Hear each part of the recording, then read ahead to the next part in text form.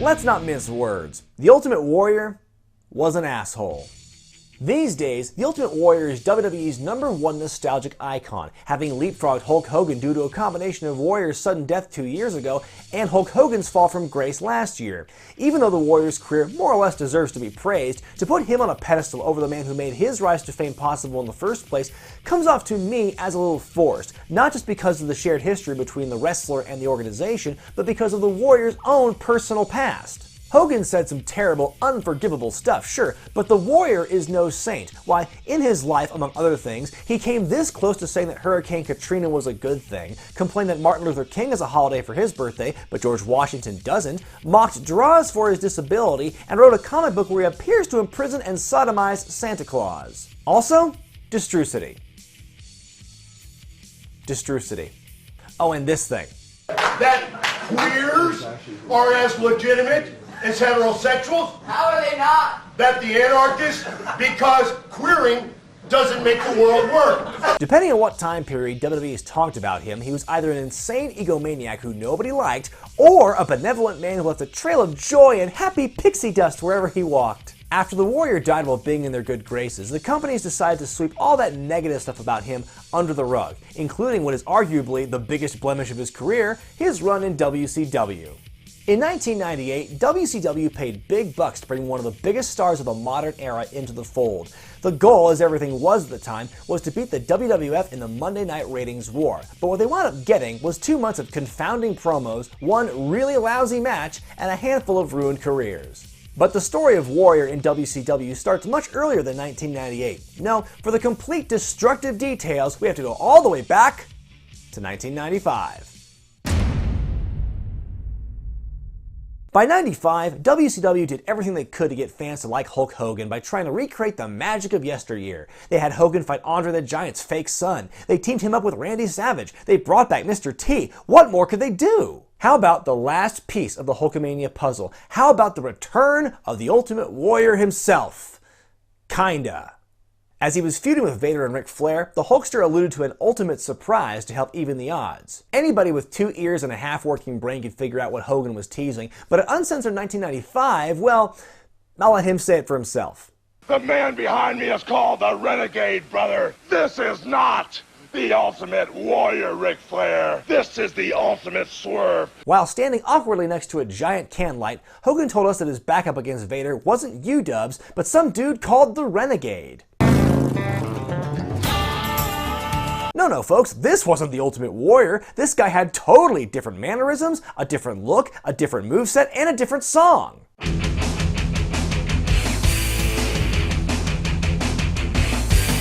Sure, totally different. According to Vanilla Ice logic, paired up with Jimmy Hart as his manager, the Renegade, real name Richard Wilson, ran roughshod over the WCW mid-card, even defeating Arn Anderson for the TV title at the Great American Bash that year.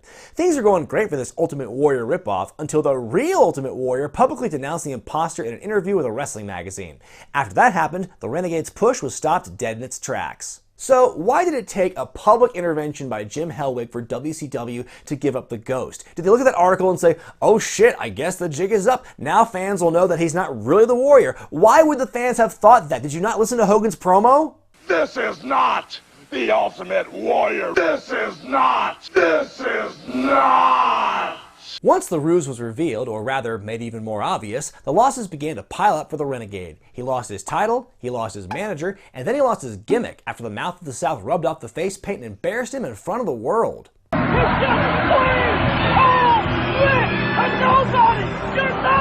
Renegade would linger in WCW for a while longer under a slightly different gimmick, and even briefly served as the Warrior's body double when they were both at the company. After Warrior's departure, Renegade was cut in late 1998. Devastated by his release, Wilson would end his own life in February of 1999 at the age of 33. No jokes to be made about someone committing suicide here, folks, but I will ask you this question. If the Ultimate Warrior was capable of starting a domino effect like that when he wasn't working for the company, imagine what he could do when he was. Oh, and by the way,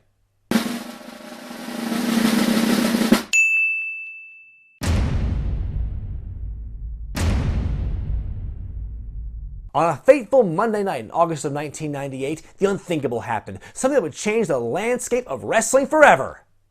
Bart Gunn beat The Godfather in a Brawl for All semifinals match. Oh, and the Warrior debuted for WCW on Nitro.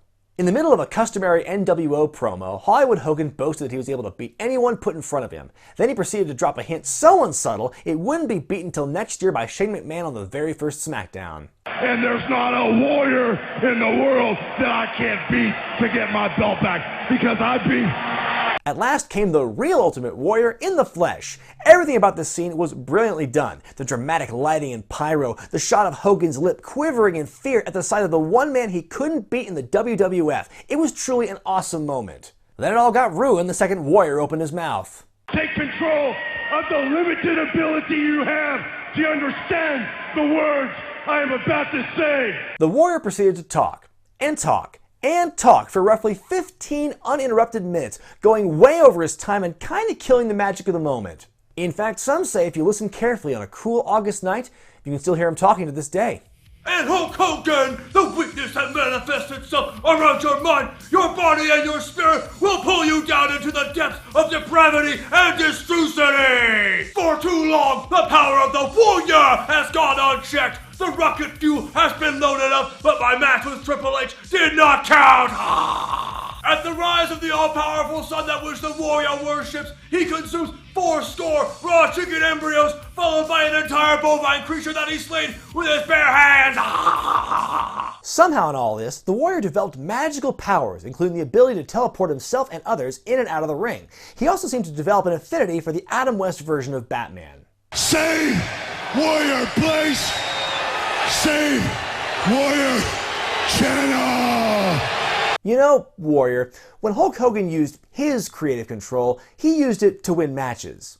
The Warrior's first bit of in-ring action took place at the War Games match at Fall Brawl. His involvement was inconsequential, but before his official entry, a Warrior decoy teleported in and out of the ring using a trap door. There are 2 things worth pointing out about that door. 1, a lot of the wrestlers were not informed that it was there, and 2, the British Bulldog was one of those wrestlers. In his match with Jim Neidhart against the Dancing Fools, Davey Boy took a pair of bad bumps on said trap door, leading to a severe back injury that led to a huge dependence on pain medication. The Bulldog would never be the same again.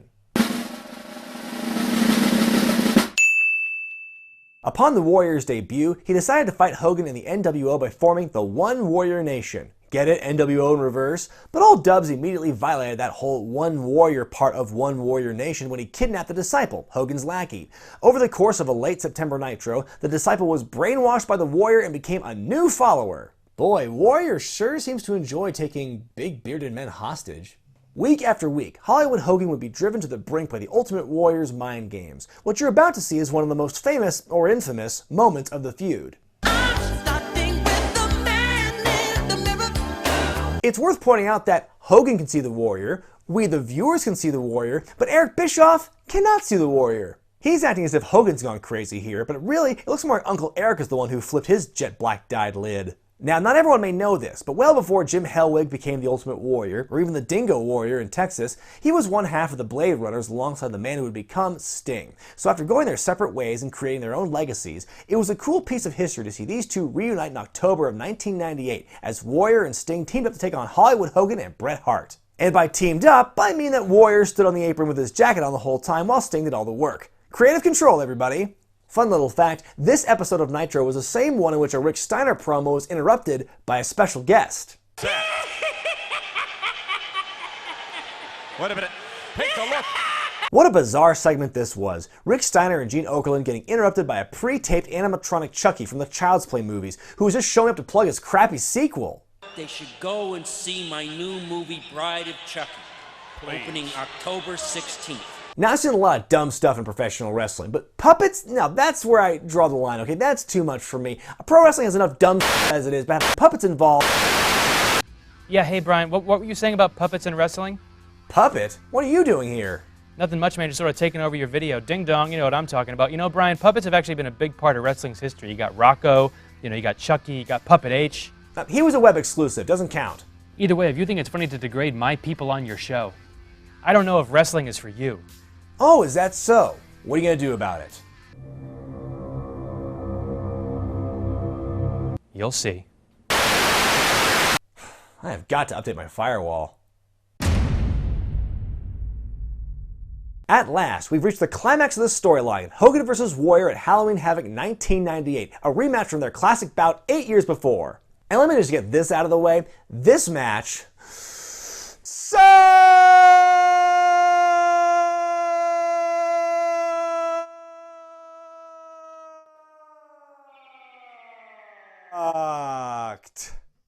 This match featured 14 minutes of some of the slowest, clunkiest, most boring wrestling you will ever see. It was the complete opposite of their match at WrestleMania 6. To describe this match hold for hold would be like trying to describe colors to a newborn baby. It would take way too much time, nothing would come of it, and at least one person would soil themselves by the end of it. All that's really worth talking about is the ending. Hogan was supposed to throw a fireball into the face of his opponent, but he botched it, making the fire blow up in his own face. A new finish was conjured up out of thin air when Horace Hogan arrived and nailed Warrior in the back with a chair, allowing Hogan to pick up the victory. If that wasn't bad enough, after the match, Horace sprayed the Warrior with lighter fluid in what I can only guess was his attempt to immolate the Warrior on live TV. Now, I know, sure, he's built like one, but does the Warrior really look like a dumpster to you? Though some within WCW at the time have denied this, many people, including the Warrior himself, believe he was only hired by the company so Hogan could avenge his loss from WrestleMania 6. Warrior said in his WWE documentary that he wouldn't have signed with them had he known what he was up against. But no matter whose side you believe, there's no denying that there was at least one other career ruined by the Ultimate Warrior here. The Ultimate Warriors! Yes, by taking part in this self-indulgent 2-month holiday in Atlanta, the Warrior revealed just how insane and difficult to work with he really was. Having burned his bridges in both WCW and the WWF, and by taking part in this absolute stinker of a match, he was virtually unemployable. You could say, he self-destructed. The Warrior issued one final rambling promo the following night on Nitro, then would disappear from wrestling for almost the rest of his days, with the exception of a lone match against Orlando Jordan in Spain. That must have been awkward. Queering doesn't make the world work. While the Warrior's presence in WCW helped the ratings in the short term, it was ultimately the company's last gasp. Nitro won the ratings battle 6 of the 11 weeks the Warrior was on TV, though 2 of those shows went uncontested. After that, Nitro would only win the weekly battle one other time, also on an uncontested Monday, before ultimately going under in 2001. The Ultimate Warrior was indeed a complex individual. Even WWE's been conflicted about it, making drastically different documentaries about him over the years. And while it's nice for his family and fans that he's being painted in a positive light now, it's important to remember that the Warrior was not perfect. And more than anything, more than his political speeches or his insane blog entries that have since been scrubbed from his website, his run in WCW was the embodiment of that idea. Ah, Zane, you pathetic follower of Kantianism! Only when one possesses the proper mind, body, and spirit quotient of the gods can one possibly understand the level of distrucity that the Warrior possesses! What is that auditory signal?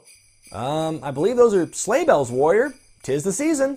Zounds! That rotund holiday deviant, Christopher Kringle, must have escaped the Warrior's bondage! I must now search this way, and search that way, and search the heavens above, and beyond, and below, to find that decadent symbol of holiday capitalism under my massive biceps! Ah!